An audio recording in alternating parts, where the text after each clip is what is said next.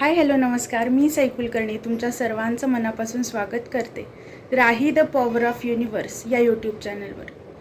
मंडळी, मागच्या भागामध्ये आपण पाहिलं की सोल कम्युनिकेशन म्हणजे काय आणि सोल कम्युनिकेशन कसं केलं जातं। सोल कम्युनिकेशनमध्ये नेमका कोणकोणत्या गोष्टी आपल्याला समजतात हे आपण मागच्या भागामध्ये पाहिलं। आता ह्या भागामध्ये आपण ॲनिमल कम्युनिकेशनबद्दल माहिती जाणून घेणार आहोत। ॲनिमल कम्युनिकेशन म्हणजे काय आणि त्याचा उपयोग आपण कसा करून घेता येतो याबद्दल आपण थोडक्यात माहिती इथे पाहणार आहोत। आपण सर्वच जण जाणून आहोत की या पृथ्वी तलावर मनुष्य प्राणी सोडल्यास कोणत्याच प्राण्यांना भाषा येत नाही किंवा आपण जसं शब्दांमध्ये संवाद साधू शकतो तसे इतर कोणतेच सजीव शब्दांमध्ये संवाद साधू शकत नाही। काही वेळेला असं होतं की आपले जे पाळीव प्राणी असतात, कुत्री मांजरी, ते अचानक खाणं पिणं सोडून देतात किंवा असे वेगळंच काहीतरी बिहेव करू लागतात।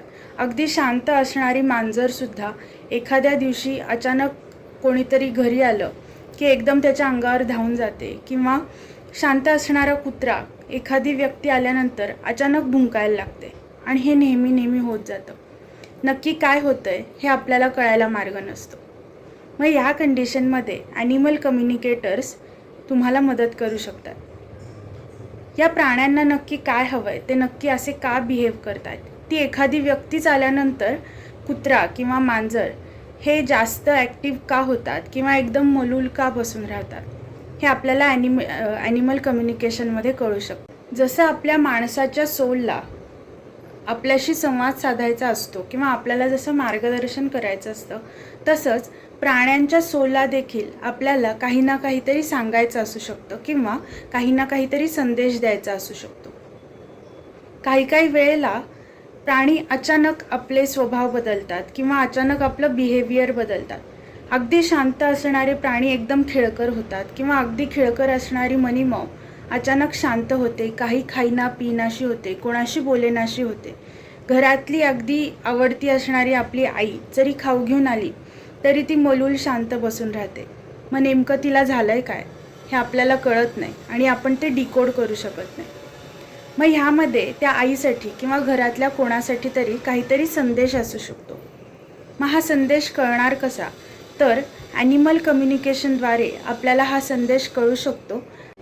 मंडळी, जसा आपला सोल आपल्याला काहीतरी इंटरेस्टिंग गोष्टी सांगत असतो किंवा काहीतरी संदेश देत असतो, काहीतरी मार्गदर्शन करत असतो, हे असं वागू नको, असं वाग, हा निर्णय घेऊ नको, हा निर्णय घे, या गोष्टी सांगत असतो आणि आपण त्याचं पालन करून त्या गोष्टी करत असतो। त्याचप्रमाणे ॲनिमल्स देखील आपल्याला अनेक गोष्टींमध्ये मार्गदर्शन करत असतात। हा निर्णय चुकतेस किंवा हा निर्णय घेऊ नकोस, इथे तू चुकणार आहेस, अगदी ह्या गोष्टीसुद्धा आपल्याला ॲनिमल कम्युनिकेशनमध्ये प्राणी सांगत असतात। घरातल्या आईने अमुक गोष्टीमध्ये काळजी घेतली पाहिजे, बाबांनी ह्या गोष्टी केल्या पाहिजेत तर ह्या गोष्टी सुधारतील। तुम्हाला हा व्हिडिओ कसा वाटला, या व्हिडिओमध्ये तुम्हाला आणखी काही प्रश्न आहेत का, या गोष्टी तुम्ही खाली कमेंट सेक्शनमध्ये लिहून पाठवू शकता।